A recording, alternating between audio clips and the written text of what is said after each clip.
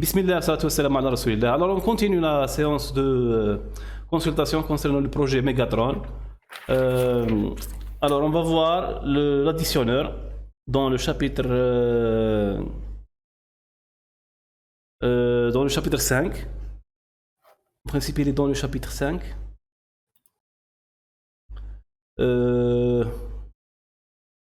Voilà. Le 5.2. C'est la page. M'excusez Azouz, c'est Ouais. sur votre cours. Non. Sur le cours. Je sais pas de quel. Qu'est-ce que vous avez pris comme documentation? Est-ce que le cours ou bien le livre? Quand vous voulez. Ah, C'est pratiquement la même chose. C'est pratiquement la même chose. d'accord. C'est le livre, le cours. Qu'est-ce que vous voulez qu'on parcourt? On passe au livre. Au livre. Voilà. Alors, introduction, c'est la page. L'additionnel, il est bien expliqué dans le chapitre 5. La fois passée, j'avais dit ça. C'est la page 239 en principe. 239. Oui. Ouais. Voilà, l'additionneur. Alors, on commence avec le half adr, demi-additionneur. Alors, c'est quoi la signification? C'est quoi exactement? Qu'est-ce qu'on peut faire avec? Ah, mais je ne l'ai pas vu le half adder parce que le cours ما كانش هذو Si, Kane. Demi-additionneur? Ouais. Si. On va voir les circuits combinatoires. Le circuit combinatoire, c'est... On voit le cours, on utilise le cours. On utilise le cours. Hein. Ouais.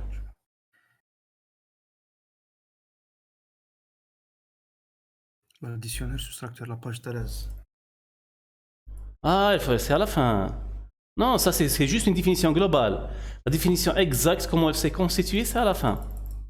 C'est dans les pages, c'est à la page, c'est à partir de la page. C'est à partir. Voilà.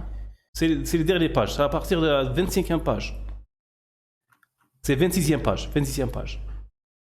26.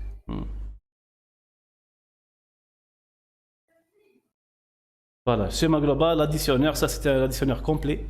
Additionneur complet. À la fin, c'est le demi-additionneur, c'est à la fin. Voilà, le demi-additionneur, c'est à la page 28. Voilà, exemple, demi-additionneur. D'accord. Après, je fais l'étude du demi-additionneur. En plus, après, on construit. Vous les avez lus ou pas? Ah, non, هذو les dernières pages, non. هذو non. Comment on construit un additionneur, à votre avis? Un additionneur. Un additionneur. Sur 4 bits, par exemple. Comment on fait?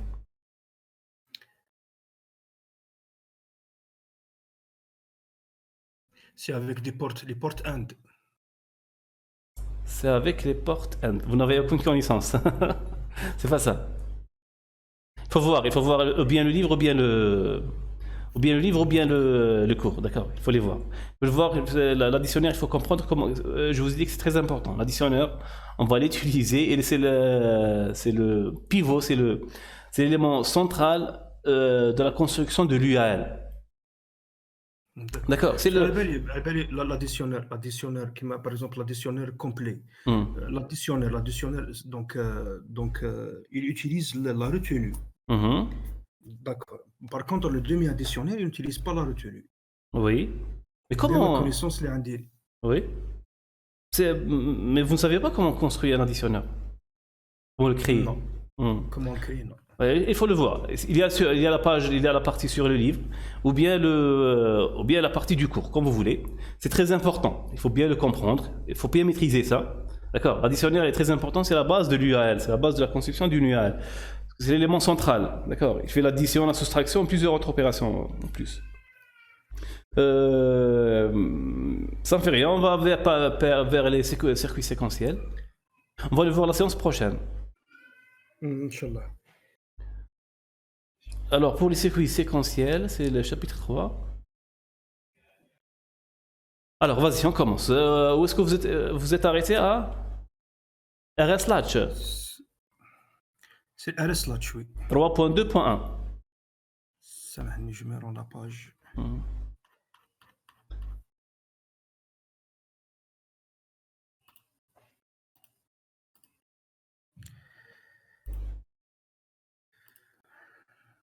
Comme vous voulez, on choisit le cours ou bien le livre, comme tu veux. نروح نشوفوا le livre خير. Le livre, allez. Donc En principe, c'est à peu près identique, d'accord. Dans les lignes globales, ils sont identiques. C'est pas beaucoup سلاش مصطفى يعني بكل صراحه ما فونسيتش انا كنت طامع تكمل لي لو شابيتر هذا مزنا بعاد. ما عباك عزوز باسكو واش راني ندير اني ميم طون اني نلم واني نريديجي اني بالك السمانه هذه نعطيك ما باش نكفى كنت نخدم مع اكرم. حنا كنا نخلصوا به ريديجيو خلصوا لا كومبريهنسيون تفهم اللعبه تريديجي. داكور باسكو هكذاك اللي متعطلوا باسكو دوك ما كاين والو هذو يا ربي فيهم 3 باج ولا دوك خلصوا دوك شايف. اليزي معليش allez, les circuits séquentiels. Maintenant, laisse la rédaction à côté. On doit terminer le chapitre parce que ça c'est primordial. Il faut bien comprendre ça. Il faut se concentrer sur la compréhension. On va pas faire les choses. On va faire les choses en ordre. Vous allez laisser la rédaction. Vous allez comprendre bien comment ça fonctionne. D'accord. Vous avez le livre, vous avez la documentation, vous avez Internet. Et ça c'est votre travail. Ça, vous devrez comprendre ça tout seul. D'accord. Voilà, vous devrez bien comprendre comment on fait. Ou je vous conseille le livre. Il est bien détaillé. Je l'ai lu moi-même. Je connaissais pas. C'est ma première source de compréhension. D'accord. C'était ma première. Je connaissais pas ça. C'était le livre qui m'a tout appris. Après, j'ai fait quelques recherches. Après, j'ai fait beaucoup de travaux sur ça pour bien maîtriser. Mais la base, je l'ai pris par ce livre. Je vous conseille de bien le lire, de suivre petit à petit. Une semaine, si vous faites un travail assez dense, vous pouvez terminer le chapitre. Mais il faut travailler. Pour avancer, il faut travailler. D'accord. D'accord. Voilà. Allez-y, on commence. Alors, c'est quoi la définition d'un circuit séquentiel? L'introduction, en principe, ça va parler de ça. C'est quoi la différence entre un circuit combinatoire, où ils sont utilisés, et ainsi de suite. Vas-y. Donc, la différence entre un circuit combinatoire et un séquentiel, c'est qu'un circuit combinatoire est un circuit statique. Oui.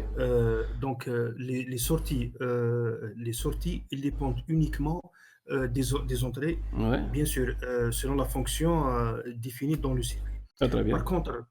Par contre, sur les circuits séquentiels, c'est des circuits dynamiques qui ne dépendent pas uniquement de l'entrée, mais aussi ils dépendent des sorties des circuits précédents, bien des éléments précédents. De la séquence précédente. De la séquence précédente. De la séquence, des entrées précédentes. Voilà. Ça veut dire que... Ça peut être l'entrée, la sortie du même élément, comme elle peut être la sortie d'un autre élément, d'un autre circuit. J'ai pas compris. C'est la sortie le circuit séquentiel. Ouais. Donc il y a un élément, des entrées et des sorties. Qu'est-ce que ça veut dire un élément? C'est un circuit. Un élément, c'est un circuit pour... Un élément, c'est un circuit. Voilà. Donc les entrées de ce circuit, ils peuvent avoir comme entrée la sortie d'un autre circuit. Ah, c'est en séquence. C'est en séquence. Oui. Ça, c'est pas ça la définition. Ça, c'est applicable aussi pour les circuits séquentiels. Ça, c'est l'interconnexion des circuits. Ça se fait de cette manière. Tous les circuits, que ce soit séquentiel, que ce soit combinatoire, il est probable que les entrées d'un circuit viennent d'une sortie d'un circuit précédent. D'un autre circuit. Voilà. Ou bien de l'entrée de l'extérieur. Ça, c'est les circuits, les premiers circuits d'entrée, par exemple. D'accord. Ça veut dire généralement, ils viennent d'un circuit précédent, que ce soit combinatoire ou bien séquentiel, ou bien s'ils sont au tout début de la diffusion de l'information, ils viennent directement de l'extérieur, du monde extérieur. Des interrupteurs, ou bien je ne sais pas comment l'information elle est codifiée, elle est envoyée au circuit. D'accord. Mais ça, ça ne fait pas la différence entre le combinatoire et le séquentiel. Ça, c'est quelque chose de commun pour les deux. D'accord. Ah oui. Vas-y, encore. La principale différence, dynamique, c'est pas dynamique, c'est quoi dynamique? Pourquoi on dit qu'ils sont dynamiques? Dynamique, c'est que si on a les mêmes entrées, مش automatiquement راح يكون عندنا les mêmes sorties. Ah, très bien, voilà. C'est que ça peut... La différence. Voilà, ça, le terme dynamique... Ça change au fur et à mesure. Ça avec le temps. Avec le temps. Avec le temps. Quand on dit avec le temps, on parle d'horloge et généralement on insinue la séquence des entrées précédentes. D'accord. Très très bien. Juste une question, ça c'est pas obligatoire mais c'est très important de comprendre ça. Ça permet de bien comprendre les circuits. Comment que ça se fait d'inter mathématiquement? Comment que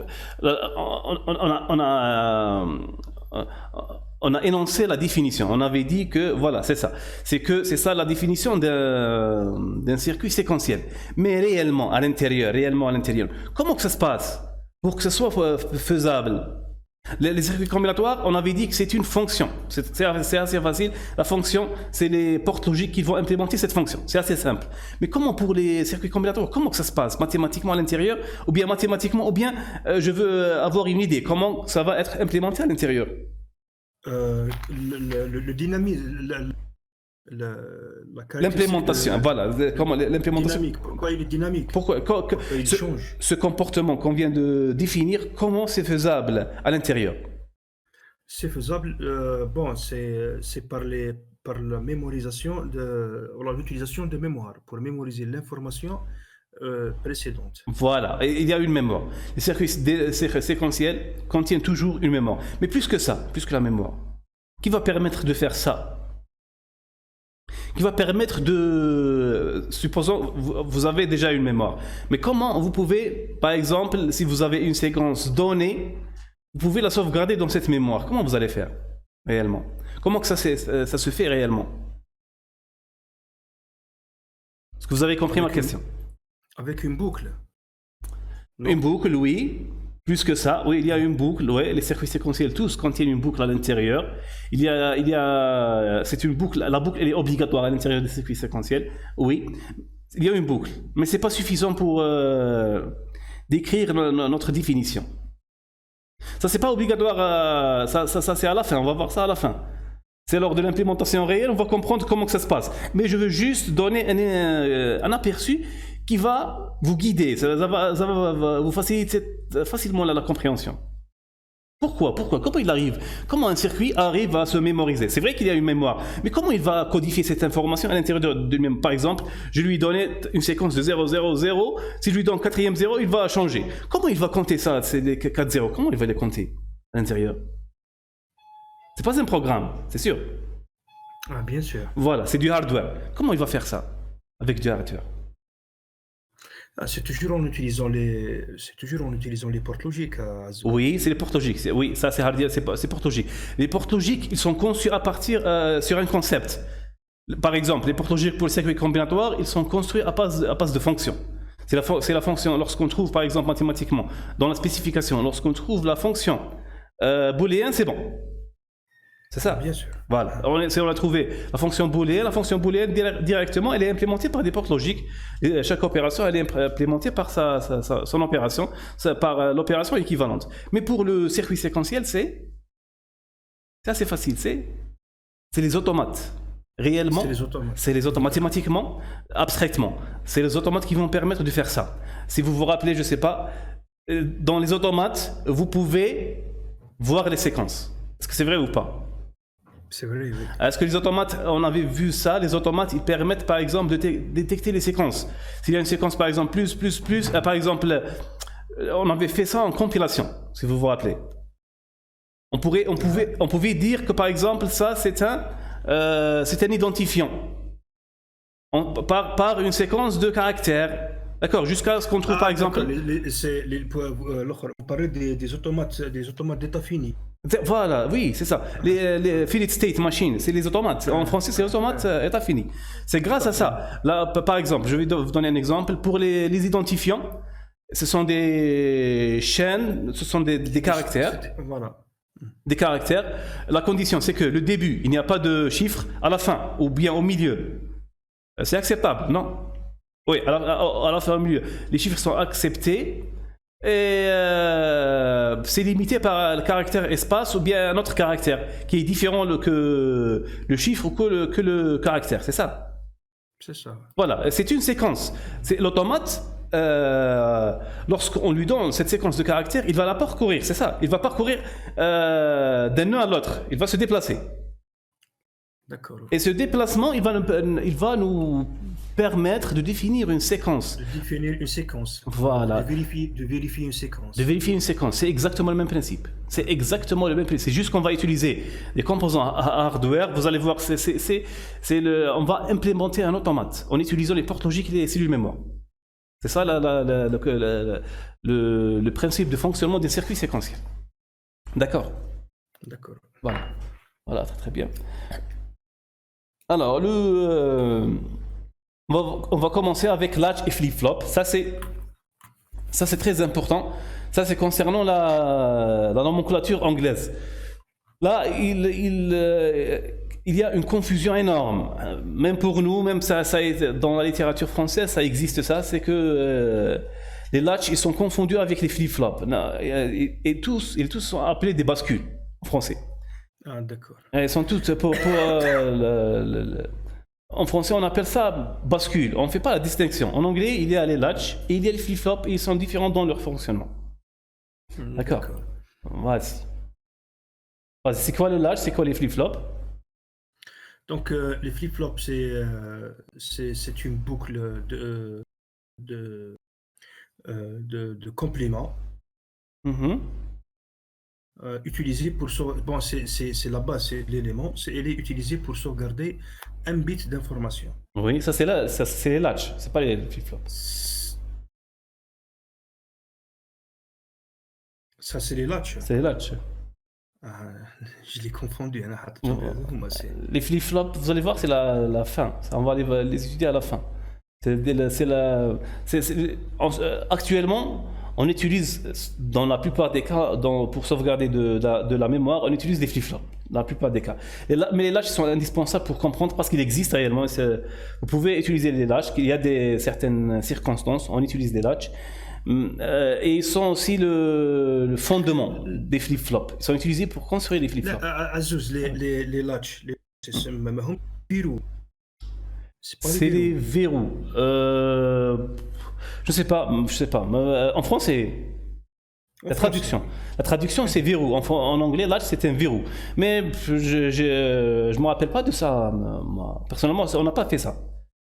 Parce que أنا selon ma lecture عزوز. Oui. Donc أنا واش فهمت باللي هنا في اللاتشز في لا روبريك هذه لاتشز اند فليب فلوبس وين لو شيما هذا هما سي لي فليب فلوب et les latches c'est les verrous parce que là هنايا on a de l'information mais pour que l'information change et tout il y a pas de verrou parce que c'est quoi un verrou? Un verrou c'est la traduction, mais c'est quoi réellement physiquement un verrou? C'est la commande qui c'est une commande. C'est une commande qui influe sur l'information sauvegardée dans le circuit. Les verrous, est-ce que vous insinuez les verrous sont les latches? Les verrous c'est les latches. Oui, la traduction c'est ça. Si vous faites par exemple la traduction. Parce que selon ma compréhension, c'est que par exemple si on arrive sur les SR latch. Pour moi, je l'ai compris que c'est les verrous SR. J'ai jamais entendu ça. Non, j'ai jamais entendu ça en français. En tout cas, je sais pas. Où est-ce que vous avez vu ça? On n'a pas étudié les verrous, non? Sur des diapos. Je les ai vus sur des diapos de cours, des supports de cours. Est-ce qu'il y a des bascules et des verrous? Les deux termes? Non. Il n'y a pas de bascule. Bon, il n'y a que les verrous. Lorsqu'ils parlent d'une manière générale, ils disent bascule. Mais lorsqu'ils spécifient c'est les SR ou la DJK, ils disent c'est des verrous. Parce que là, par exemple, on utilise le dé et l'horloge. L'horloge, c'est un verrou. لازم حتى تكون l'horloge A1 باش elle donne pour qu'on puisse lire les ou bien modifier les données et tout. Il y a toujours cette confusion. Le problème, c'est que dans le RS, il y a le latch RS, et il y a le flip-flop RS. Il y en a les deux. Les deux existent. Le RS, c'est pas seulement des latches. C'est vrai, c'est des latches. Mais on va voir après à la fin qu'il y a une version qui a la même logique. Mais ce sont des flip-flops. On va voir la définition après c'est des flip-flops. D'accord? Il y en a les deux. Il faut bien les distinguer. Si vous dites par exemple verrou, vous ne savez pas ce que je veux dire par exemple verrou RS. Est-ce que je parle de la flip-flop RS ou bien de la latch RS? D'accord? Il y en a les deux. Il y en a les deux versions. Là, pour la compréhension dans le cours, il va commencer par les latch RS. Mais après, à la fin, il va définir qu'il y a c'est pas dans les exercices de ce livre. Et moi, je l'ai mis dans le cours. Vous allez le voir. À la fin, on va étudier même des flip-flop RS. Ah, d'accord. Il y a une confusion. J'en suis sûr que, je me rappelle, cette confusion, elle peut facilement induire à l'erreur. Même j'ai vu des cours. Ils font pas la distinction entre latch et flip-flop. Généralement, je ne sais pas ce qu'il y a, si c'est amélioré ou bien c'est les livres. Je sais pas quel livre on avait. C'était sur quel livre on travaillait. Dénologue, je sais pas, je me rappelle plus. En tout cas, le livre ne faisait pas la distinction entre latch et flip-flop, et c'était vraiment quelque chose de vrai frustrant, de ne pas comprendre c'est quoi la différence et comment que ça fonctionnait. D'accord? Là, on va pas, pour ne pas se perdre. Ces débats, ils sont pas très importants. C'est des débats comment on appelle ça? Pour nommer quelque chose. C'est quelle science? En tout cas. La science de nommer, c'est quelque chose qui est en dehors de nous, on va tout chercher. Même, ça peut être un conflit entre les écoles, parce que chaque école, l'école c'est l'ensemble de chercheurs, des professeurs, etc. Donc chaque école, elle s'oriente vers sa compréhension et vers ses définitions. Non, enfin, la littérature anglophone elle est bien précise. J'ai jamais dans la littérature anglophone, elle est bien précise. Flip-flop, elle est comme ça. La latch, elle est comme ça. Dans la littérature francophone, là, il y a confusion. Je ne sais pas pourquoi. Mais dans la littérature, vous allez voir, essayez de chercher. C'est bien précis. Ça, c'est une flip-flop. Ça, c'est une latch. Donc, je vais plus voir les cours. Donc. Ici, c'est ça il faut éviter de se disperser. Avant la compréhension, il faut suivre quelque chose de bien précis. Après avoir compris, après avoir maîtrisé, vous pouvez après juger les autres, d'accord? Mais il faut maintenant, on est dans la compréhension. Il ne faut pas se disperser, d'accord? La compréhension, on va se baser sur ce livre pour bien comprendre. Vous allez comprendre les notions à partir de ce livre parce qu'il est fiable. J'en suis sûr que c'est un livre fiable. Je peux vous assurer que c'est quelque chose de fiable. Après avoir terminé la compréhension, on peut voir les autres avis, mais après avoir compris, d'accord? Mais maintenant, on se concentre sur la compréhension, d'accord? Vas-y, voilà, on va commencer avec la première latch. On va pas entrer dans la définition du flip-flop parce que c'est à la fin. Vous allez voir que c'est à la fin, mais on va commencer avec latch et flip-flop. On va commencer avec la première notion. C'est appelé, j'ai oublié comment ça s'appelle. Bistable, voilà, bistable. C'est des bistables. Vas-y. C'est les éléments bistables. Voilà, très bien. Vas-y. C'est quoi ça? Ça sert à quoi? Comment c'est utilisé? Bon, ça se fait. Bon, c'est une boucle. Ouais. C'est une boucle où la sortie d'un élément, elle fait l'entrée de l'autre. Ouais. Vous êtes sur quel schéma? Vous êtes sur le schéma figure? C'est le premier schéma. 3.1. 3.1. Le B. Invert. Ouais, très bien. Et ça utilise les inverseurs, c'est les compléments. Très bien. Ou le A. C'est quoi la différence entre le A et le B? C'est la différence. Ouais.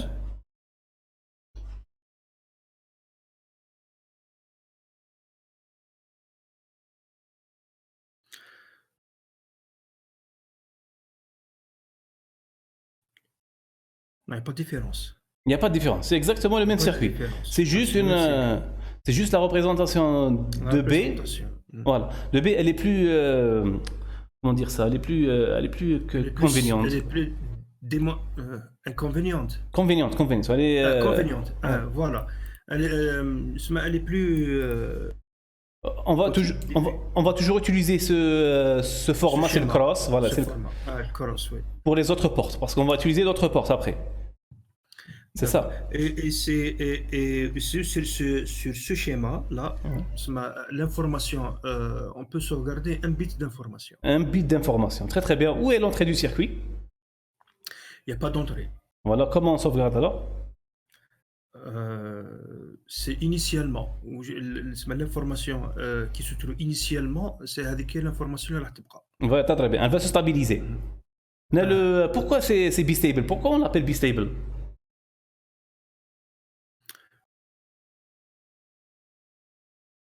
B, ça veut dire 2. Oui. Donc, parce que c'est la même information qui est sur Q et Q'. C'est la même? Non, c'est pas là. C'est toujours, par exemple, c'est Q. Et 1, Q', c'est 0. Oui. Donc, c'est toujours la même information. C'est pas ça. Pourquoi c'est bistable? C'est parce que... C'est expliqué. C'est expliqué. C'est pas... Elle est stabilisée. Pourquoi B? Elle ne change pas, oui. Pourquoi B? Parce que il y a le 1 et le 0. Il y a deux configurations possibles. Ah, justement, c'est ce que j'ai dit. Donc, c'est pour ça. Donc, c'est Q et 1, le Q' c'est 0. 0, ouais, ou bien inversement. Ou bien inversement. Deux cas de stabilisation. Le stabilisation, alors le signal, comment il se déplace? Le signal ici, c'est très important. Le parcours du signal dans le circuit, comment il fonctionne?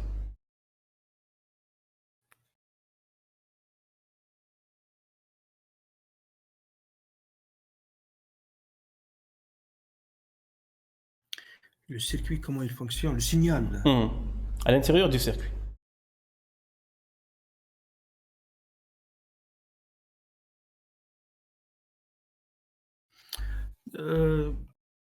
J'ai pas compris qui fait le signal.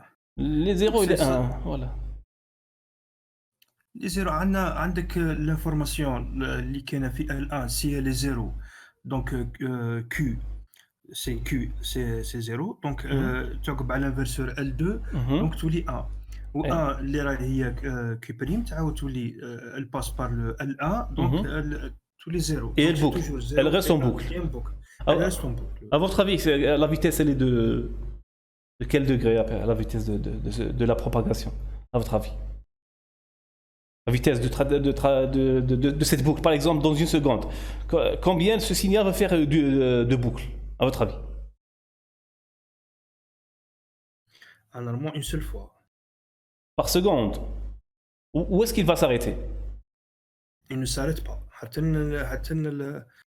Il ne s'arrête pas. Il ne s'arrête pas. Il reste en train de... Il boucle... Il boucle à l'infini. À l'infini. Une seconde. Je répète la question. Une seconde. À votre avis, il n'y a pas dans le... Elle n'est pas expliqué dans le livre. Mais vous pouvez la déduire.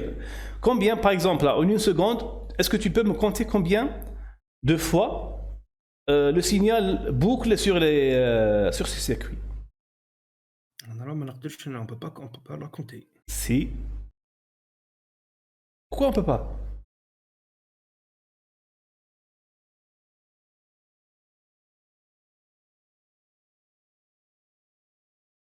Pour une seconde.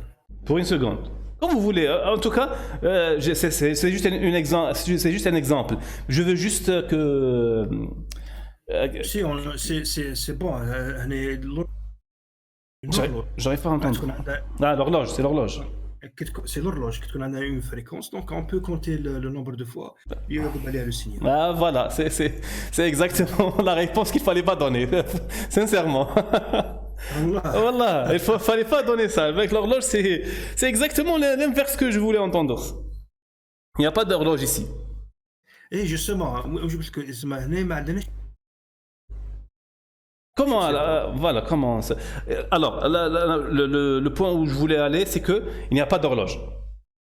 La vitesse, elle n'est pas retenue. C'est le maximum que de la vitesse électrique. La vitesse électrique, elle a une vitesse. Hein. C'est la moitié, par exemple. Ça dépend du conducteur, mais en moyenne, hein, c'est la moitié de la vitesse de la lumière. C'est la vitesse de la lumière sur 2, ou bien sur 3, ou bien elle est comptée de cette manière en tout cas. Elle est sur 2, parce que l'année 2. Ah non, c'est par rapport à un conducteur normal, sans aucun obstacle. Je vais parler des portes.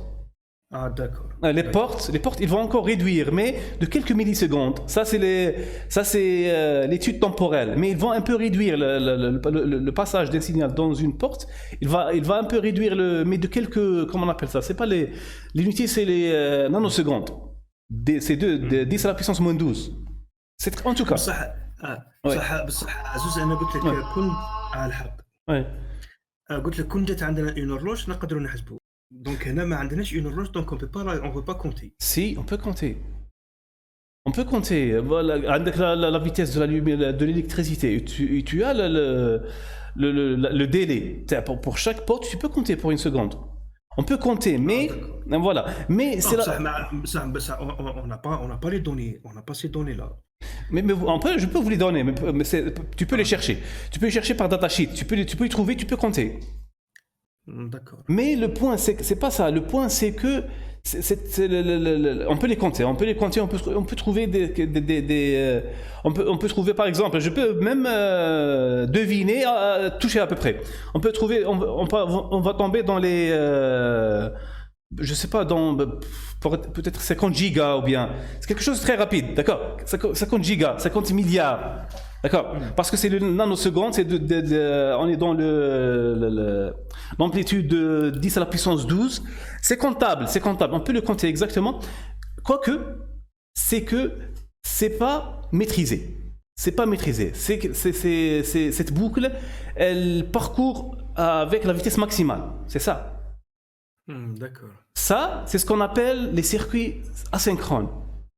Les circuits où le signal est libre, et on peut le compter, il est libre, on peut calculer le temps de sa propagation, mais il est libre, il n'y a aucun mécanisme de le contrôler, il est très rapide. Ça, c'est les circuits asynchrones, comme celui-ci. Asynchrone, d'accord. Voilà. Les circuits asynchrones, ils sont utilisés principalement pour construire les cellules mémoire. Ce genre de circuits sont tous construits à base de circuits asynchrones.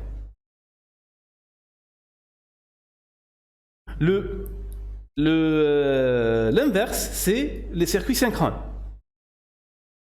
Les circuits synchrones, c'est que l'horloge, elle stoppe la propagation. Elle fait exprès, hein. Elle stoppe la propagation à un moment donné. Pourquoi? Pour contrôler l'évolution du circuit. Sinon, on ne peut pas le contrôler. C'est-à-dire l'évolution. Je vous dis que ça évolue à 50 milliards par exemple, de boucles par seconde. On ne peut pas contrôler ça. On ne peut pas contrôler. Avec l'horloge, on va réduire cette accélération. On va les réduire de telle sorte. Ça, c'est un circuit facile, mais pour les circuits complexes, on doit suivre pas à pas l'évolution du circuit. C'est ça.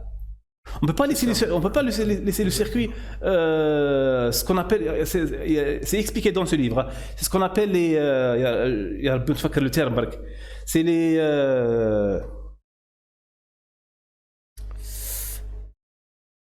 j'ai oublié, la concurrence, race hedges. En tout cas, race, c'est la vitesse, c'est ça. Race en anglais. R-A-C-E. Ah, c'est la course. La course. Voilà. C'est كاين في لي سيركوي هذو فيهم conflit de course. زعما شكون يسبق الاخر، شكون السينال اللي يسبق، ما تقدرش تكونتروليه. Exactement. Voilà, j'ai oublié le nom. Quand le chapitre, j'ai oublié le nom. Le chapitre contient ce nom. En tout cas, c'est quelque chose de race. Je sais pas quoi. En tout cas, pour éviter ça, parce que c'est très rapide, tu ne peux pas prévoir à 100% comment le circuit va se comporter, ou bien c'est très compliqué de calculer. Qu'est-ce qu'on fait? On bloque le signal, on ne laisse pas se propager à volonté. On utilise les circuits synchrones et on utilise ça l'horloge. On va faire déclencher le signal pas à pas. D'accord. Voilà, très bien. Là, on avait dit que c'est bistable parce qu'il y a deux états stables. Il y a l'état stable, le premier c'est 0,1, le deuxième c'est 1,0. C'est 1,0, oui. Ce circuit bistable, il n'a pas d'entrée. Son principal défaut, c'est qu'il n'a pas d'entrée. Il n'a pas d'entrée. Il n'a pas d'entrée. Une fois qu'on est alimenté, le premier signal qui passe, c'est voilà, c'est en fonction de l'allumage. Lorsqu'on allume à T0, là, il y a un signal qui va gagner. C'est quelque chose de physique, c'est quelque chose de totalement aléatoire et imprévisible. On ne peut pas le prédire à l'avance. On ne peut pas le prédire si c'est exactement les mêmes composants, d'accord? On ne peut pas le prédire. C'est pour ça ce circuit il est purement théorique. On peut l'appliquer, mais il n'a pas de pratique réelle dans la construction des cellules mémoire. C'est juste pour définir pour définir la stabilité. Le phénomène de stabilité. Qu'est-ce que ça veut dire qu'un signal se stabilise? C'est ça la stabilité du signal. Ça veut dire qu'il y a un circuit asynchrone et qu'il se déplace à une grande vitesse, à une exceptionnelle vitesse, mais le signal est stable. À aucun moment, ça va changer. D'accord? D'accord. On va faire un autre exemple. Le cas échéant, le cas inverse. On va faire par exemple une seule porte NOT. Une seule. On fait une boucle. Que va-t-il se passer? Ça va changer. Ça va changer à chaque fois. À chaque fois, oui. Voilà, ça c'est stable. Le signal, en électronique, on appelle ça stable.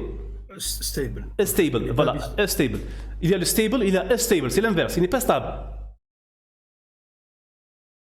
C'est Unstable, voilà. C'est un domaine bien précis dans l'électronique. Les circuits unstable, et ils sont très importants. Qu'est-ce qu'ils permettent de faire? Ils permettent de créer les horloges. Le signal d'horloge, on va le voir après. Le signal d'horloge, c'est 0, 1, 0, 1, 0, 1. C'est toujours comme ça. Comment ils sont produits, ce signal, comment il est produit? Il est produit à base de circuit unstable. Et le circuit qu'on vient de faire comme exemple, c'est on fait par exemple une porte NOT et on laisse le circuit bouclé. Il va nous construire un signal stable.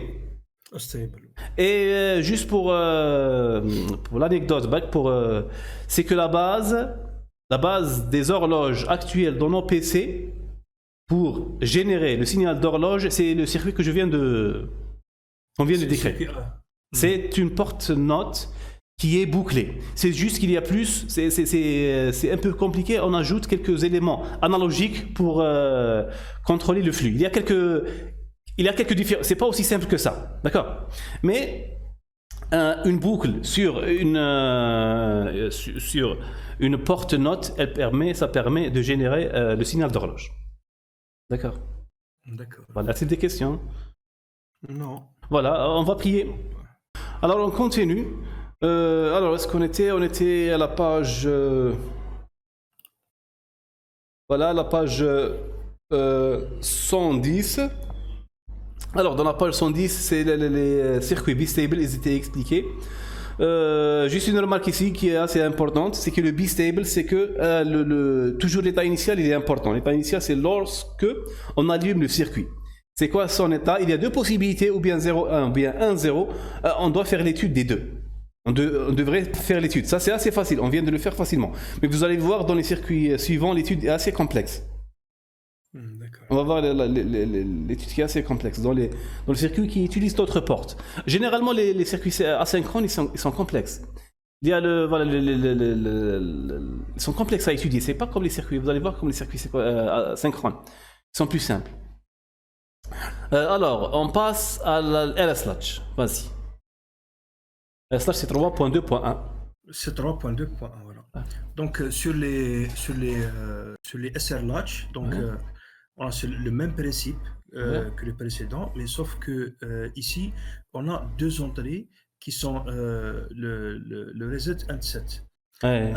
Sur ce circuit, on utilise deux portes NOR. Qui est, comment on dit en anglais, c'est cross-coupled NOR. Donc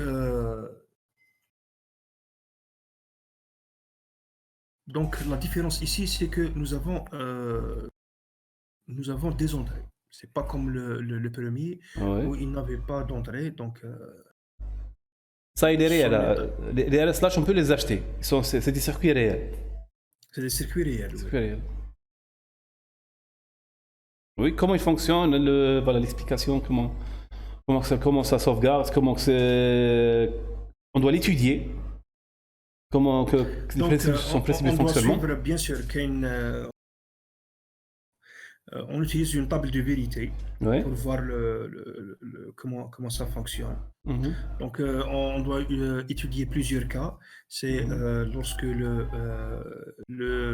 R est à 1, le S est à 1, le R est à 0, le S à 0, le R à 1, le S à 0, et l'inverse, le R à 0 et le S à 1. Très bien. Donc, sur le premier cas, c'est lorsque le R est à 1 et le S à 0. Donc... ouais, vas-y. R1, S0, très bien. Mais on commence mieux, c'est avec le R0 et le S0. 0-0, ok, vas-y. 0-0, c'est mieux. Donc, dans ce cas-là, on obtient l'état de Q et de Q'. Donc, si Q est 1, donc on obtient 1, et Q', c'est 0. Voilà, ça c'est une condition dans ce genre de cellules. Généralement, les cellules à mémoire, toujours, ils ont ces deux sorties. C'est standard. C'est pas standard, c'est quelque chose d'habituel. C'est que leur sortie sert Q'. Il y en a deux. Q, c'est l'information, c'est la cellule, qu'est-ce qu'elle contient comme valeur à l'intérieur. Q bar, c'est son inverse. C'est son inverse, bien sûr. D'accord. Donc, le deuxième, c'est lorsque R égale à... Non, il faut l'étudier. On a 0-0. Il faut l'étudier. Comment que c'est 0? Lorsqu'on applique 0-0, comment le signal va se développer et comment la stabilité elle va se faire. La stabilité, elle doit se faire. Cette stabilité, elle va représenter la mémorisation d'un bit. D'un bit, d'accord. Donc, lorsque le R est 0 et le S est 0, donc sur le N1, la porte NOR 1, donc... La table de NOR, juste pour se rappeler. Le NOR, qu'est-ce qu'il dit là, la table? Le NOR Le NOR, c'est le NOT OR. NOT OR, voilà. C'est le NOT OR. Le OR, c'est quoi? Le OR, c'est? Le OR, c'est le OU. Voilà, c'est le OU. Voilà, comment on le décrit par exemple? C'est la table par exemple. Sa table de vérité. C'est lorsque, par exemple, deux entrées, donc si l'une des entrées est à 1, donc est vraie, donc la sortie est toujours vraie. Très bien. Le NOR? Le NOR, c'est l'inverse. Voilà. C'est l'inverse. Donc, si la sortie du OR est à 1, donc le NOR, c'est 0. Et l'inverse. Si la sortie du OR est à 1, le NOR est... oui. Et l'inverse. Oui, ou la relation entre les sorties et les entrées du NOR. La relation du NOR uniquement. Non, uniquement. Ah, il n'y a pas de relation. Si, la relation logique entre les entrées et la sortie. Comment on peut décrire la porte NOR, par exemple? Je vais donner un exemple. L'exemple, le OR, je vais vous dire. Le OR, il est très simple. Si au moins, verbalement, si au moins il y a un 1, la sortie c'est à 1. Je veux que vous me donniez une définition pareille pour le NOR. C'est juste pour simplifier les choses, parce qu'on va beaucoup l'utiliser. On va donner une définition très simple et on va l'utiliser tout au long de cette démonstration. D'accord, le NOR, c'est uniquement les deux entrées sont à 0, donc le nord est à 1. Très très bien. Voilà, c'est ça la définition qu'on va utiliser. Pour que le nord donne 1, les deux entrées doivent être à 0. Être à 0. Les deux. D'accord. Voilà. Les deux. Ah, vas-y. Donc, sur le circuit, le 3.4. 3.4. 3.4, Ok. oui. Donc, nous avons le R à 0 et le S à 0. Oui. Donc, pour la première porte au nord, A, B. A ou B. Ah, sur le A. C'est le A. Voilà. Ouais. Oui.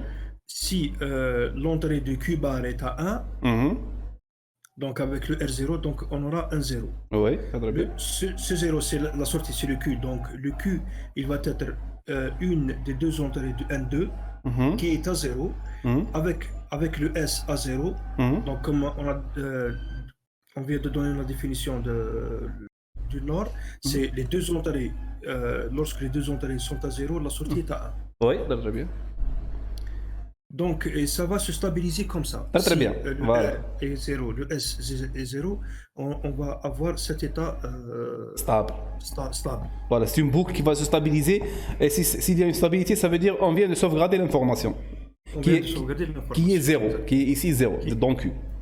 Qui est 0, d'accord. Voilà. Ici, pour le B. Donc, pour le B, si le Q est à 1, donc sur le N2, donc avec l'entrée de S à 0, donc on va avoir le Q' à 0. Et cette sortie, elle va être l'entrée de N1, donc à 0, 0 avec le R, donc elle va nous donner un 1. Ouais, très bien. Et en boucle, est-ce que ça stabilise? Bien sûr. Voilà. Ça se stabilise comme ça. Très bien. Avant de passer aux autres, ici on avait vu deux configurations A et B. Pourquoi? Tout dépend de Q, de la valeur de Q. Comment ça? Q et Q'. Qu'est-ce que ça veut dire? Donc on a dit que lors de l'allumage, par exemple, du circuit, si Q a eu la valeur au démarrage. Au démarrage, donc on est sur l'exemple A. Ici, Q',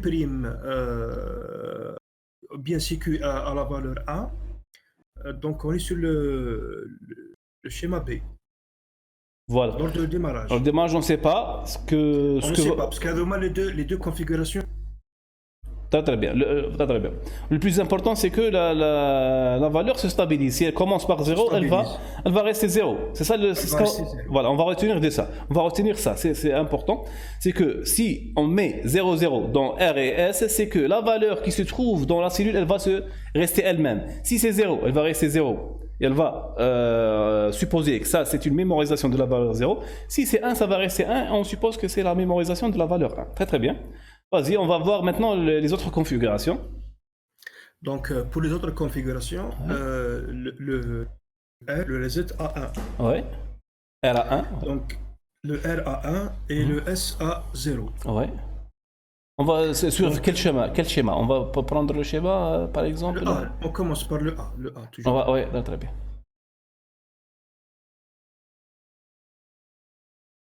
Vas-y.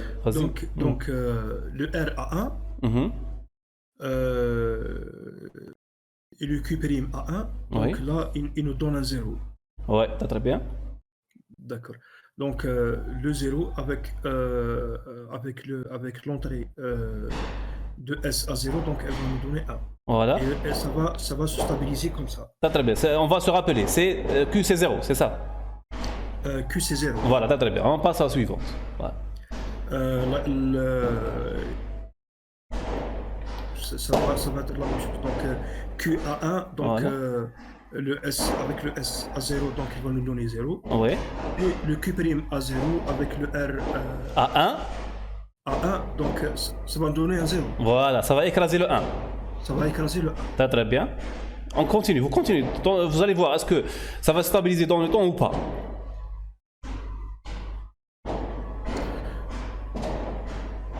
Donc, on a dit que le Q a 0, donc le 0 avec le S0, donc ça va être un 1. Ah voilà, ça a écrasé le Q bar. Ça a écrasé le Q bar. Ça est devenu 1. 1, très bien, ouais. Le 1 avec le avec le R à 1, Ah ouais. ça va donner un 0. Voilà. Est-ce que c'est stabilisé ou pas? Ça, c'est la deuxième boucle. Maintenant, Si. ça se stabilise. T'arrives pas à suivre. Ah oui, ça se stabilise. Oui. Parce que c'est Kenneth 1, ça a été 1. Après, ça s'est écrasé, ça est devenu 0. D'accord. Ça, c'est pour la première boucle. On a commencé avec le 1. Après avoir fini la première boucle, le 1 il s'est écrasé, c'est devenu 0. Et après, on a fait la deuxième boucle, c'est stabilisé sur 0. C'est ça. Si tu veux répéter, on répète. Vas-y. Donc le R à 1 et le S à 0. À 0, voilà. D'accord. Le R. Le Q à 1. On a commencé avec le Q à 1. Le Q à 1. Voilà. Donc le Q à 1, donc avec le S à 0, donc il nous donne un 0. Le 0 avec le R à 1, donc il nous donne un 0. Donc, ça, c'est la première boucle. Et ça vient d'écraser quoi? Ça vient d'écraser le Q qui était à 1. On avait commencé avec 1. Ça a écrasé le Q. Qui était à 1. Voilà, il faut se rappeler. Maintenant, Q contient la valeur 0. La valeur 0, exactement. Voilà. Donc le Q avec le S. Ouais. 0, donc c'est 1. Voilà, au préalable, Cuba était à 0. À 0. Ah, d'accord, parce que je l'ai loupé. Ouais. Donc le Q bar à 1, le 1 avec le R à 1, ça va nous donner toujours le 0. Qui est Q. Et parce que donc 0, voilà. Donc il va, avec le S0, il va donner le 1 et ainsi de suite. Voilà, ça s'est stabilisé après la deuxième boucle. Après la deuxième boucle, oui. Alors, qu'est-ce qu'elle contient la cellule? Est-ce qu'elle mémorise maintenant? En sortie. En sortie, oui. Elle mémorise 0, 1. 0, 0. Très très bien. 0. Ça, c'est pour le B. Très très bien. Ça, c'est pour le B. Et pour le A, c'est le 1. C'est sûr. نعاود le A. Ça, tu عاود le A rapidement. Donc, 1. Juste, le B c'est 0. B c'est 0. Allez, le A. On va répéter le A. On va répéter le A. Ouais. Donc, on a le 0 et le 1, ça nous donne un 0. D'accord. C'est pas le 1 et le 1. Vous êtes démarré de quoi? De Q. On démarre de Q. Q contient 0. On démarre de Q. Q il contient 0. Donc, le 0 avec le S0, donc il nous donne un 1. 1, oui. D'accord. Le 1 avec le 1 de R, il nous donne un 0. Un 0, voilà, ça stabilise avec la première boucle. La première boucle. Ça continue toujours. Ça, c'est la valeur, c'est 0. C'est 0. Dans les deux cas, 0. A, B, c'est 0, 0. B, C aussi, c'est 0. C'est 0, oui. Voilà. Ça, c'est une constatation très importante. Lorsqu'on donne la configuration R est égal à 1, S est égal à 0, toujours... C'est 0. Toujours c'est 0. Toujours la cellule devient 0. Quel que soit, elle se stabilise sur 0. On oublie 0, 0. On oublie 0, 0. D'accord. Voilà. Maintenant, c'est l'inverse. L'inverse. Donc, R à 0. Donc, et S à 1. Et S à 1, bien sûr. Donc, le Q bar à 1. Le R à 0. Donc, on a un 0. J'arrive pas à suivre. Un instant. On commence avec le Q, avec le A. Le Q est égal à 0. Avec le A. Le Q est égal à 0. Oui. Le Q est égal à 0. Le S est égal à 1. Oui. D'accord. Donc, le Q bar est à 0. Est à 0, très bien. Est à 0. Devient 0. Le 0 avec, il devient 0. Le 0 avec le 0 du R. Donc, il nous donne un 1. Non, le R contient... Ah, voilà, voilà. Donc, ça... Le R est égal à 1. Ça écrase le... Ça écrase le 0 qu'on avait démarré avec. Ouais. Donc, on a un 1. Ouais. Donc, après le 1 avec le 1 du S, ça nous donne un 0. Ouais. C'est que à la base était 0, voilà. Voilà. Donc, le 0 avec le 0, il va nous donner 1. Et, ouais. Et le 1, ça va se stabiliser. Se stabiliser sur le 1. Sur le 1. Voilà, on se rappelle, le A il contient 1. Le Q il contient 1. Voilà, le A s'est stabilisé sur le 1. Très bien. On passe le B. Le B, oui. Le B, donc le Q est à 1. Donc avec le S1, ça nous donne un 0. Oui.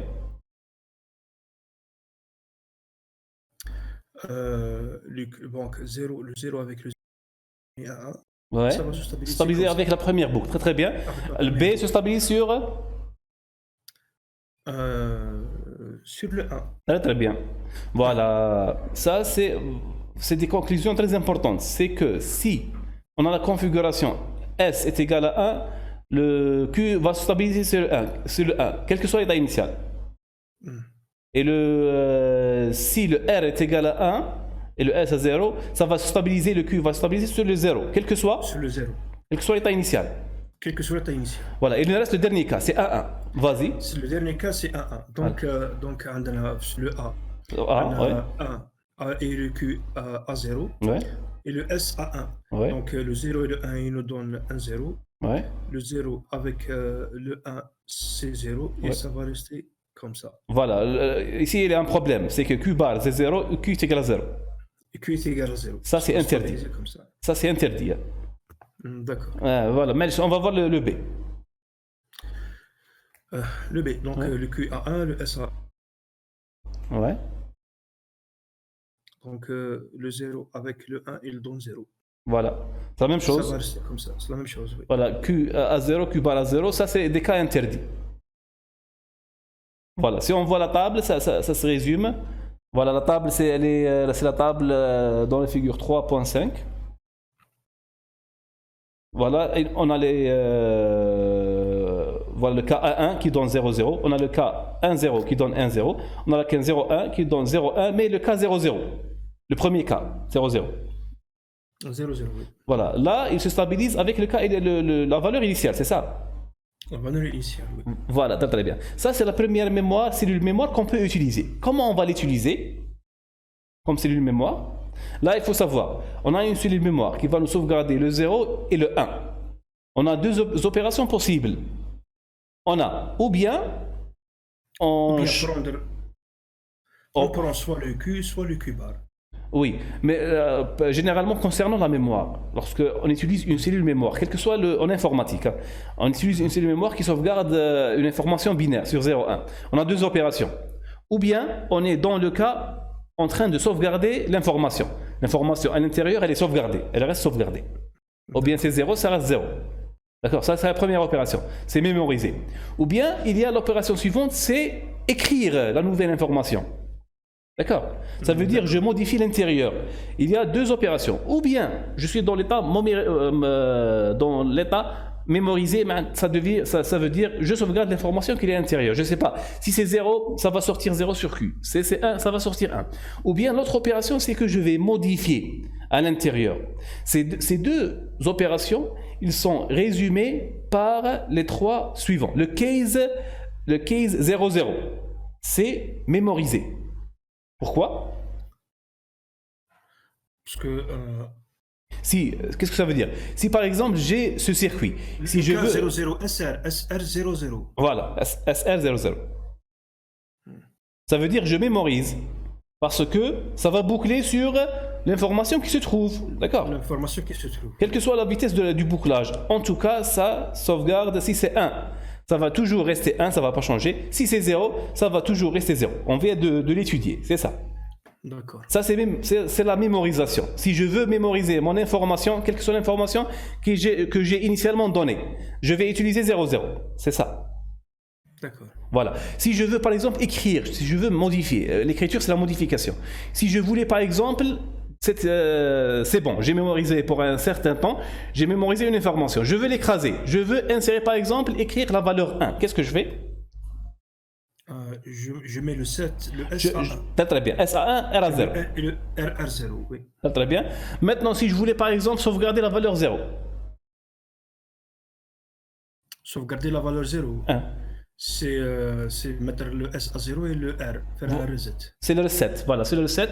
Je fais le reset, ça veut dire que je sauvegarde la valeur 0. Et avec ces trois opérations, je peux utiliser la mémoire. Voilà, c'est ça la mémoire. Ou bien, je modifie l'information qui est à l'intérieur, ou bien je la sauvegarde. Par exemple, on va faire un cas d'utilisation, c'est pour bien comprendre. On suppose par exemple qu'on a ce circuit, qu'on a acheté, et pour vous dire la vérité, on n'achète pas. On a un circuit qui contient des portes nord. On le construit directement. D'accord. C'est faisable. Là. Je l'ai essayé. C'est faisable.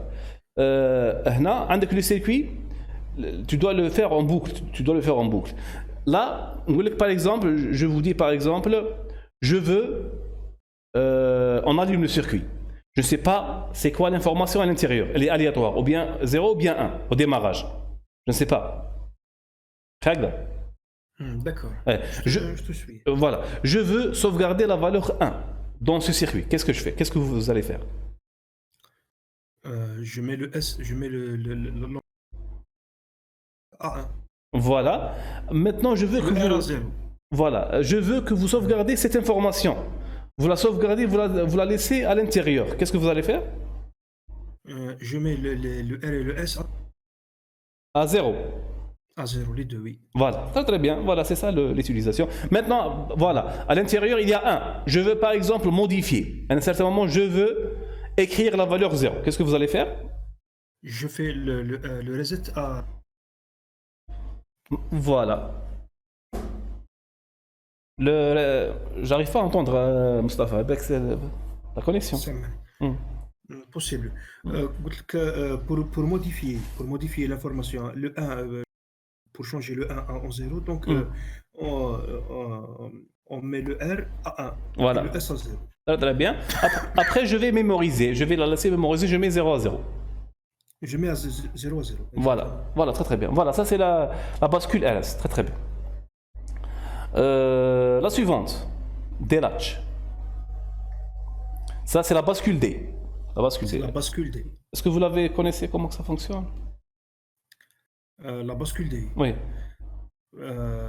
Sur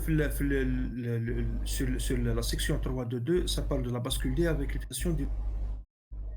Je n'arrive pas à entendre bien entendre. Sur la section 3.2.2, ça explique le D-latch avec l'horloge. Avec l'horloge, très bien.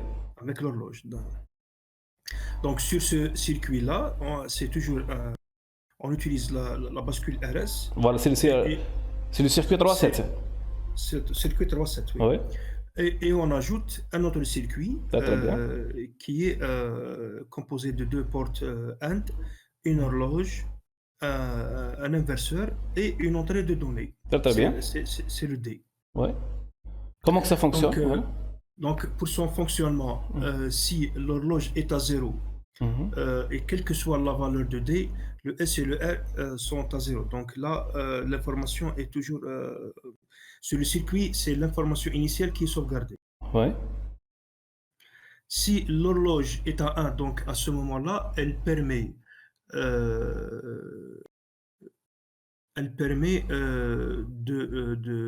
d'utiliser l'entrée de données. Ouais. Donc si le D est à 0, le S, donc le D est à 0, si le S est à 1 et le R est à 1, donc la valeur c'est 0. Qu'est-ce que ça veut dire? Ça veut dire que le D à 1, donc on est en train de voir une donnée et on a fait un reset. Parce que le R est à 1. Le R est à 1, le S à 0. T'es sûr? Le S à 0. Voilà, on va faire une étude complète. On va faire la table tout entière et on va l'étudier cas par cas. Et on va conclure à la fin. D'accord? D'accord. Vas-y. On va commencer par exemple que clock est égal à 0, D est égal à 0. Et on commence l'étude. Je vois vers la fin de la page A. Oui, c'est la figure 3.7, c'est ça? La figure 3.7. Oui. D'accord. Donc sur le schéma, donc si on a l'horloge à 0, oui. Donc si elle est à 0, donc peu importe la valeur de D. Non, on va faire les deux cas. On va faire de 0,0 et on va faire 0,1. On va les étudier. Vous n'allez pas à voir la table, vous allez l'étudier, vous allez le voir vous-même. C'est un circuit très simple, d'accord? D'accord, pas de problème. Donc si l'horloge est à 0 et le D est à 1. À 0, 0, 0. Le D est à 0. Donc voilà. sur les portes AND, donc je vais avoir toujours un 0. 0, 0. Puisque sur les portes AND, Si une des entrées est à 0, donc la sortie est à 0. Ça veut dire RS. Donc RS sont à 0, 0. Voilà, 0, 0 Donc, dans le RS, ça signifie quoi? ça signifie la mémorisation de l'information. Très bien. Quelle que soit l'information qu'intérieure, je ne sais pas. Quelle que soit l'information à l'intérieur. Elle est sauvegardée. Très bien. Elle est sauvegardée. Si j'ai l'horloge toujours à 0 et le D à 1, donc c'est toujours, j'ai une entrée à 0, donc les sorties, ils resteront toujours à 0. Donc le RS 0, 0. Et on aura en sortie les Q et le Q', les valeurs initiales. Mémorisé. C'est l'état de mémoriser. L'état mémorisé, ça veut dire qu'elle mémorise. Qu'elle mémorise. Voilà. Conclusion, si l'horloge il est à 0, la cellule, elle garde son information. Elle garde son information. Très bien. D'accord. Si l'horloge est à 1, voilà, et le D est à 0. Est à 0, voilà. D'accord. Là, donc le R est à 1 et le S sera à 0. Oui. D'accord. Oui. Donc dans ce cas-là, donc j'ai un reset. Donc je réinitialise l'information. Donc j'aurai sur le Q, j'aurai un 0. Très bien. D, c'est quoi? D, c'est Normalement, c'est donné. Oui, D, qu'est-ce qu'on avait fait? D, 0 ou 1? C'est le 0. 0. Voilà, si D est égal à 0, le clock c'est à 1, la mémoire c'est? La mémoire c'est 0. Voilà, est-ce qu'on écrit sur la mémoire ou elle mémorise? Normalement, on écrit. On écrit, c'est très important de comprendre ça. On la modifie. On la modifie maintenant. On la modifie. Ça veut dire qu'on la modifie avec la valeur de D. À la valeur de D. Parce que initialement, on ne sait pas où est exactement la mémoire. Très bien. Donc si par exemple Q était à 1, donc le cas est 0, donc on est en train d'écrire. D'écrire, très bien. Le dernier cas? Le dernier cas, la clock à 1, le D à 1, donc le D bar ici il sera à 0, donc sur le R on aura un 0 et sur le S on aura un 1. Donc là on va écrire on va avoir le 1 comme ça dans la mémoire. Très bien. On va écrire la valeur 1. On va écrire la valeur 1. Voilà. Comme conclusion, si l'horloge est égale à 1, qu'est-ce qu'on fait? Si l'horloge est à 1, donc si on veut écrire une information, donc tout dépend du D.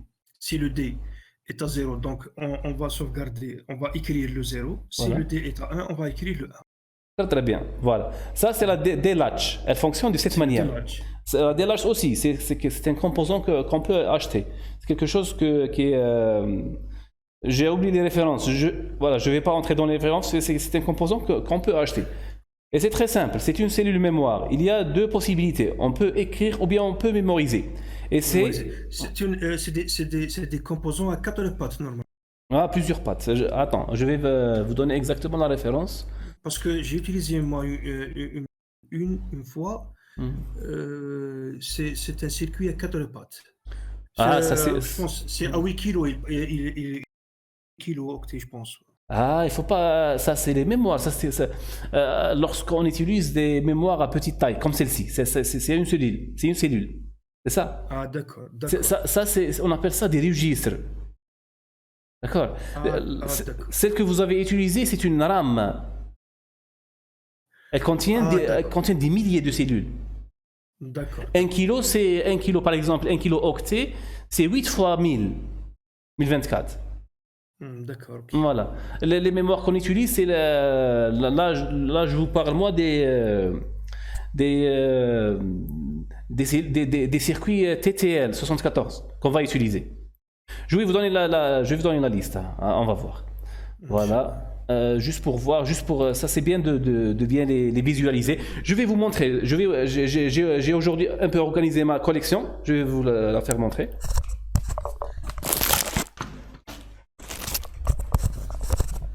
Voilà. La voici. Mais je ne suis pas encore à ça. Voilà.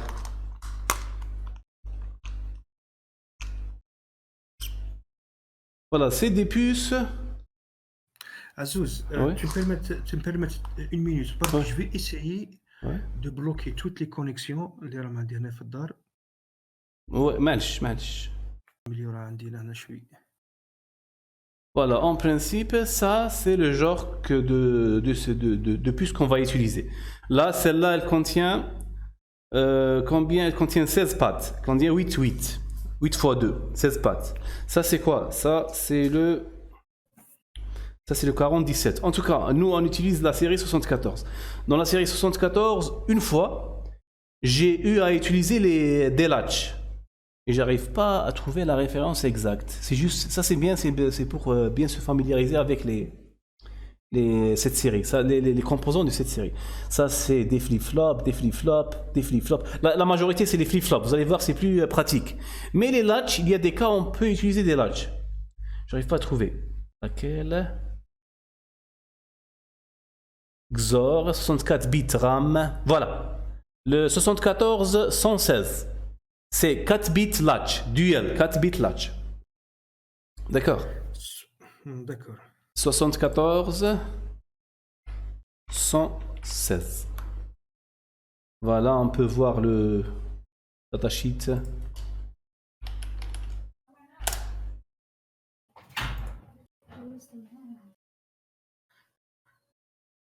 Voilà, ça c'est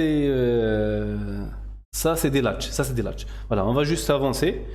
Voilà, ça c'est voilà, c'est ça ça généralement les puces qu'on va utiliser.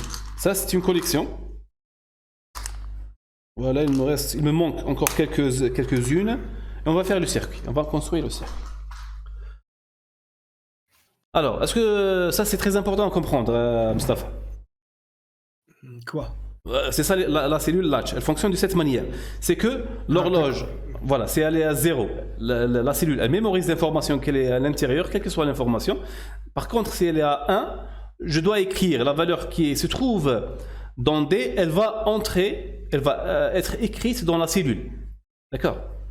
D'accord. Voilà. La façon on appelle ça lorsque l'horloge est égale à 1, on dit que la cellule, elle est transparente. Elle est transparente, ça veut dire parce que, oui. Ah, voilà, 1. Ouais. 1, exactement. Donc, si l'horloge est à 1, donc elle est transparente. Donc, c'est la valeur de D qui va être en mémoire. Entrer, qui va écraser l'ancienne valeur. Écraser l'ancienne valeur. C'est l'écriture sur mémoire. Par contre, si l'horloge est à 0, quelle que soit la valeur il y a une mémoire. Voilà, on dit que la cellule elle est opaque, elle se ferme, elle est opaque, elle garde l'information. Voilà, vous allez juste vous rappeler de ça, on va utiliser ça. D'accord. Voilà, qu'est-ce qu'il y a aussi à dire ici? L'horloge, l'horloge, il n'y a pas ici un schéma, mais l'horloge, je l'ai bien expliqué dans mon cours. On doit faire juste un aperçu, je vais vous donner un aperçu. Alors vous allez dans mon cours, hein, vous allez dans les circuits séquentiels. On va étudier l'horloge, juste on va prendre quelques notions de base pour comprendre exactement comment que ça fonctionne. Voilà, dans la page dans mon cours, les circuits séquentiels, la page 3, il y a la définition d'une horloge, il y a un schéma qui définit l'horloge. Il y a quelques termes qu'on doit apprendre.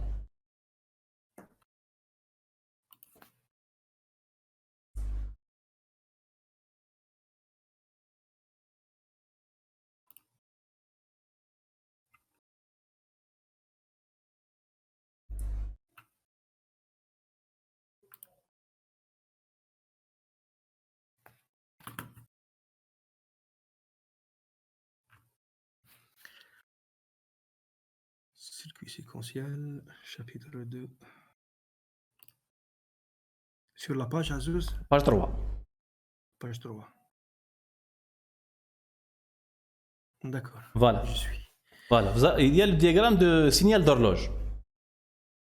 Il y a les deux premières formules qui sont très importantes pour l'horloge, c'est la fréquence et la période. D'accord. Voilà, la relation entre les deux, c'est très simple, c'est l'inverse. La fréquence est période. Voilà. Quand on dit par exemple une fréquence de 2, ben, la période c'est C'est 1. Ah, C'est 4. ah. La fréquence est 2. Et 2. 2 Hertz. 2 Hertz. Ah, c'est un demi. Un demi quoi? Un demi-seconde. Voilà, très bien. Un demi-seconde, très bien. On dit par exemple 10, la fréquence de 10 Hertz, c'est La fréquence 10 Hertz, c'est un dixième. Un dixième, voilà, un dixième de seconde, très bien. Un dixième de seconde. Voilà. Voilà, l'horloge est ça. C'est très simple. C'est 0,1, 0,1, 0,1, 0,1, ainsi de suite. D'accord. D'accord. La période, c'est quoi? La période, c'est 0,1. On a fait le schéma. Très bien. Ça veut dire c'est le pattern lorsqu'il se répète. C'est le dessin. Voilà, exactement. Voilà, c'est le dessin. Lorsqu'il se répète. Parce que c'est un signal périodique. Le signal d'horloge, c'est un signal périodique. Il y a aussi la notion de front montant et front descendant. Le front montant, lorsqu'on passe, c'est le moment qui est très réduit. Lorsqu'on passe du 0 à 1. Voilà. Et l'inverse, lorsqu'on passe de 1 à 0, c'est le front descendant. Le front descendant. Voilà, sur la conception, ou bien l'étude des circuits, ou bien les fronts, est-ce qu'ils sont pris en considération? Oui, bien sûr, ils sont très importants. Bon, Malgré que théoriquement, ils sont 0. Leur durée, c'est 0 secondes. C'est ça. C'est ça. Mais donc c'est sur le passage du 0 à 1. Donc si on parle du signal. Oui. Bon, le signal c'est le 0, c'est le 0 volt. Le 1, c'est l'équivalent de 5 volts. 5 volts, voilà.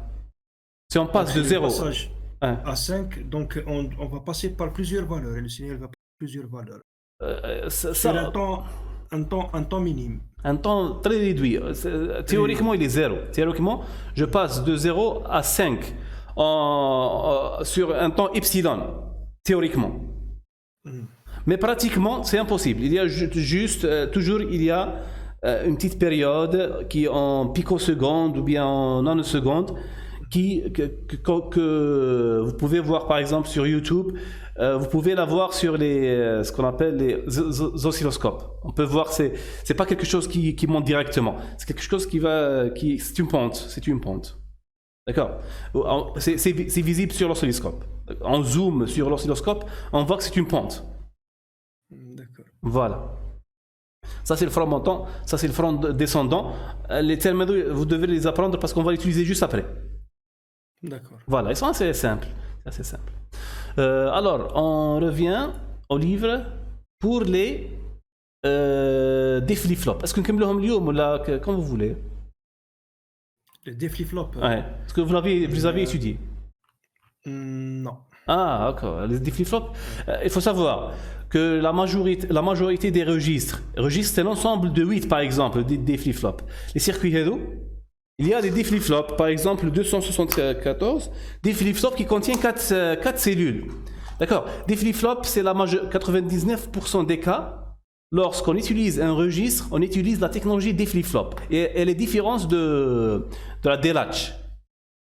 D'accord. Mais pour les flip-flops, parce que je suis en train de voir la figure A, sur la figure 3.8. Oui. Donc le D flip-flop, c'est le circuit, c'est le D-latch. C'est 2 D-latch. C'est 2 D-latch. Il y en a 2, donc, un master et l'autre slave. Un master et l'autre slave, c'est 2 D-latch. Elle est construite à partir de 2, oui. Je m'oriente. Donc le flip-flop, c'est le même principe qui me fait le flip-flop au début. Donc on a des 2 circuits qui sont en boucle. Non. Non, c'est pas ça. Ils sont en séquence ici. Ici, ils sont en séquence. Mais on va faire une séquence de 2 D-latch. Là, c'est bien de faire la différence entre D-latch et des flip-flops. En français, c'est bascule D. Mais c'est laquelle? Est-ce que c'est la latch ou la flip-flop? Et c'est très important de connaître la différence. Vous allez voir, ils sont totalement différents dans leur façon de fonctionner. Vous allez voir que la D flip-flop, c'est l'amélioration de D-latch. Maintenant, actuellement, dans les années 50, là, on utilisait dans les années 60, 70, on utilisait beaucoup des latches. Après, maintenant, c'est la déflip-flop. La déflip-flop, c'est la plus efficace, vous allez voir, on va l'étudier après. Mais elle est plus efficace que la délatch. Elle est plus efficace. C'est ça l'intérêt. D'accord. Elle est plus complexe, elle contient plus de portes, mais elle est très efficace. Avec l'horloge, avec l'utilisation d'horloge. Alors l'horloge, on l'a déjà utilisé dans le délatch. Mais maintenant, vous allez voir, l'horloge, elle va être primordiale dans le déflip-flop. Et c'est très important de comprendre son fonctionnement. D'accord? Parce que c'est ça leur fonctionnement, oui. Ça ressemble un petit peu au shifter, hein, les schémas. Non. Le shifter... Parce que entre le master et le slave. Non, c'est... le shifter, c'est des flip à la base. À l'intérieur, c'est des flip-flops. Tout ça, avec les deux des latches, on forme une mémoire des flip-flops. À l'intérieur, un shifter, il contient plusieurs des flip-flops en série. Pour les shifters séquentiels, les shifters, il y en a deux types. Il y a séquentiel et il y a combinatoire. Nous, on a étudié le combinatoire. Séquentiel, pas encore. Ah, d'accord. Voilà. Si tu te souviens, lorsque... J'arrive pas à entendre. Ouais. Une fois, je t'ai dit sur les objets que plutôt la boîte Smartbox dont j'étais en train de concevoir. Donc j'ai utilisé des switches pour commander plusieurs relais et j'envoyais deux séries d'informations binaires pour commander un deuxième shifter. Un shifter, vous avez commandé un shifter, bien un relais. C'est pas les relais, c'est les registres. C'est à base de À base de des TTL 74. Hein. Ah, lesquels quel modèle on va les voir. Je sais pas c'est exactement, mais c'est là, oui. Après je vais reprendre les projets. Ouais. Les schémas théo. Les registres. Oui, on va les voir. Le plus important, c'est la référence. Vous allez me donner la référence. C'est sûr, vous les avez achetés à Sétif. À Sétif, oui. Ah, c'est des shifters très connus. Dans l'électronique. Ah, dans l'électronique. Alors, c'est quelque chose de très standard. Parce que vous allez voir que la série 74, il y en a des milliers de circuits, que ce soit combinatoire, ou bien mémoire, ou bien séquentiel. Le tout existe. Le tout existe dans la série 74. Quoique, à Sétif, il n'y en a que les plus connus, les plus intéressants. Il y en a peu, franchement, il y en a peu. Il n'y a pas. Plutôt les plus utilisés. Parce les plus utilisés. Ils ne peuvent pas acheter des trucs qu'ils ne vont pas les vendre. Voilà, très très bien. En plus que c'est peu utilisé la série 74. Il y a peu de gens qui les utilisent parce qu'ils sont utilisés pour la conception de nouveaux circuits. D'accord. Il y a des réparateurs qui remplacent. Mais pour concevoir, il y a peu de gens qui conçoivent de nouveaux circuits. De nouveaux circuits. Peu importe. Voilà, ça c'est franchement, je sais pas pour moi, je trouve ça très très intéressant de concevoir son propre circuit, de le modifier, de prendre des décisions. Pour avoir même sa propre architecture. Voilà, c'est concevoir sa propre architecture. Je veux faire ça, je peux faire ça, j'enlève ça, j'ajoute ça. C'est très intéressant. Et même c'est la tendance. Hein. C'est la tendance. Actuellement, c'est la tendance. Actuellement, surtout les bidouilleurs qui ont des connaissances en informatique et en électronique, ils essaient de concevoir leur propre architecture. Ça commence à le venir. Récemment, j'ai vu que plusieurs projets, ils essaient de recréer des machines assez simples des années 80. Il y a plusieurs modèles, plusieurs projets. Ils essaient de recréer à zéro. Par exemple, ces architectures qui sont assez simples, qui sont faisables. Contrairement aux architectures actuelles avec des systèmes d'exploitation, comme le Gigatron d'ailleurs. Gigatron, Megatron, c'est ça. C'est une architecture complète, mais qui est à base, là, elle est à base de circuits TTL. C'est la base des portes logiques et des mémoires, cellules mémoire. Mais il y a d'autres qui sont plus évolués avec des processeurs. Là, les processeurs, c'est dans un autre niveau. C'est un niveau plus évolué, parce que ça veut dire que c'est quelque chose de plus près. Il y a des qui utilisent un processeur. Récemment, hier par exemple, j'ai vu sur YouTube un gars qui s'appelle Hackben YouTube. Projet c'est Atari. Il a repris à zéro la construction de la console Atari 200. Je sais pas ce que vous connaissez ça. Moi je connais. Moi j'ai joué à ça. J'avais un jeu. Je l'avais. Tu l'avais. Je l'avais. L'ancienne édition. Voilà. Qu'est-ce qu'il a fait? The Ben Heck Show is brought to you. Qu'est-ce qu'il a fait? Il a ramené les composants de base. Il les a achetés. Processeur, RAM et processeur graphique. Quelques composants analogiques. Il a reconstruit la console. C'est exceptionnel. La console était basique à la base. Il a reconstruit sur un circuit de 5 x 5 cm. Après, il lui a ajouté un afficheur de petite taille avec. Il a transformé en console portable. C'est exactement ce que je veux faire avec le Megatron. Là, c'est excellent. C'est le Ben, c'est Hackben. Vous pouvez le voir. Ben Heck. Ben Heck. Voilà. Ben Heck. Atari 2600. Voilà, il y a plusieurs projets de ce type. C'est les architectures anciennes, on les recrée. Oui. Est-il des questions? Il a une vidéo sur le Gigatron. Sur le Gigatron? On dirait une vidéo testing it out. T'es sûr? Hein? Je pense. Je savais pas. Sur sa page, hein, sur sa chaîne. Sur sa chaîne YouTube. Ben Heck. Hacks. C'est pas Hack. Ben Heck Hacks. Ben Heck. Ouais. Ben Heck Hacks. Hacks. Gigatron. Ah, je savais pas. Il a testé apparemment. Ah, c'est vrai. Je savais pas.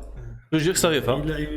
Il a normalement deux vidéos parce que là, je crois que le part 2. C'est vrai, c'est assemblé. Je suis en train de voir part 1. C'est assez connu Gigatron, c'est pas aussi. En tout cas, pas dans la communauté des hackers, elle est bien connue. Il va la concevoir. Je ne sais pas ce qu'il va expliquer. Généralement, il n'explique pas beaucoup. Dans ses vidéos sont assez réduites. Il n'explique pas beaucoup. Mais il va juste donner des. Je ne sais pas ce qu'il va la modifier ou pas. Je sais que ça fait longtemps que je suis. Je sais qu'il aime modifier les choses. Mais il aime donner sa patte, comment dire. Oui, c'est très intéressant. Inch'Allah, on termine le nôtre. Là, j'aurais bien aimé que ça marche. Inch'Allah, ça marche. Inch'Allah, ça va marcher. Ouais. Et ça sera l'autre version, plus améliorée de Gigatron. Plus améliorée, Inch'Allah. Alors, on s'arrête ici, Mustafa. On s'arrête ici à Azouz. Oui. Alors, on s'arrête ici à la séance prochaine, Inch'Allah.